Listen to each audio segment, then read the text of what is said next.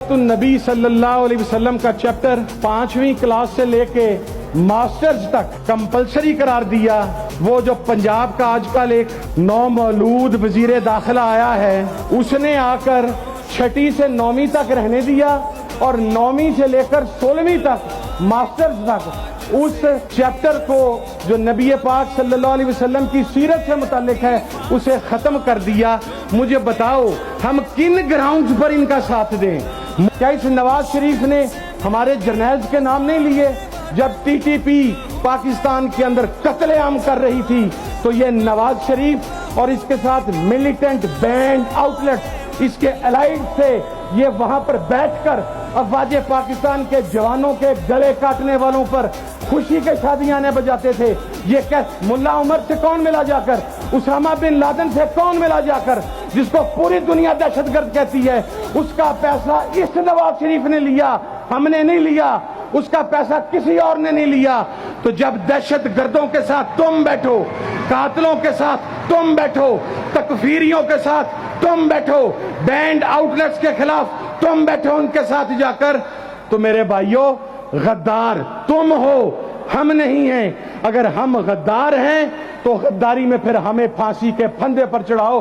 ہم نے انگلستان نہیں جانا, ہمیں ہماری غداری بتاؤ, ہم عدالت آئیں گے. ہمیں کوٹ لکھپت بتاؤ, ہم وہاں آئیں گے.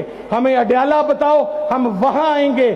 ہم ریزسٹ نہیں کریں گے, اس ملک کے لیے قربانی دیں گے, جان دیں گے. لیکن جو علل اعلان پاکستان سے غداری کر چکے, ان کی مزید سپورٹ کی گنجائش باقی نہیں ہے.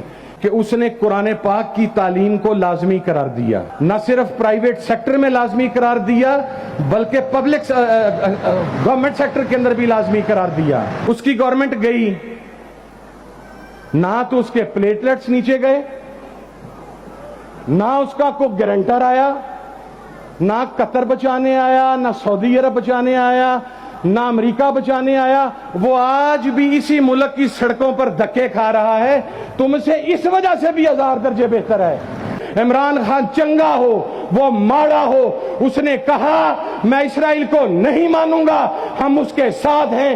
اس لیے کہ آپ میں عیب ہو سکتے ہیں, آپ میں کوتاہیاں ہو سکتی ہیں, اور فقہ کے مطابق تو نبی اور پیغمبر کے علاوہ جو ہمارے اہل سنت کے اندر عقیدہ ہے ہر آدمی سے گناہ ثابت ہے. وہ بھی اس نے بھی غلطیاں کی ہوں گی, کی ہیں, ہم مانتے ہیں. لیکن کم از کم تم جیسے بے شرموں سے, بے حیاؤں سے وہ 1000 درجے بہتر ہے.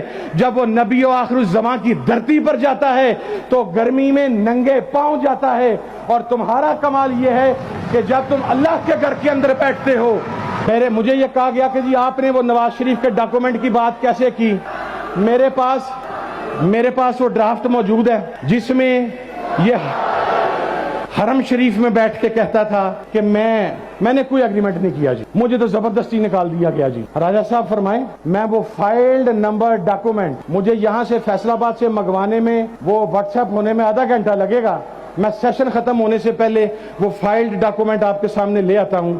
پھر اس کے بعد اگر چلو بھر پانی نہ ملے تو پھر اس کا فیصلہ خود آپ کریں. ان یزیدیوں کے منہ سے تو ابھی تک یہ نہیں نکل سکا کہ ہم اسرائیل سے تعلقات نہیں رکھیں گے. مجھے کوئی ایک سٹیٹمنٹ دے نواز شریف کی, مجھے کوئی ایک سٹیٹمنٹ دیں آصف علی زرداری کی, مجھے کوئی ایک سٹیٹمنٹ دیں اس ڈیزل کے پرمٹ ہولڈر کی جو مذہبی طبقے کے نام کے اوپر ایک کلنک کا ٹیکا ہے, جو مذہب کے نام پر سیاست کرتا ہے, جو مسلک کے نام پر سیاست کرتا ہے. کوئی ایک ویڈیو دیں جس میں اس نے کہا ہو کہ ہم اسرائیل کو تسلیم نہیں کرتے. ابھی جوید لطیف نے بیان دیا ہے کہ پہلے اسٹیبلشمنٹ ہم سے معافی مانگے, اس کے بعد بات کریں گے. تو جناب والا اب آپ مجھے بتائیں کہ آپ کہاں پر کھڑے ہیں. آپ نے دوست بھی کھو دیے, اور جو دشمن تھے جن کو آپ نے عارضی طور پر اپنا دوست بنایا تھا ان کے اندر کا بغض تو نکل آیا, ان کے اندر کی نفرت تو نکل آئی.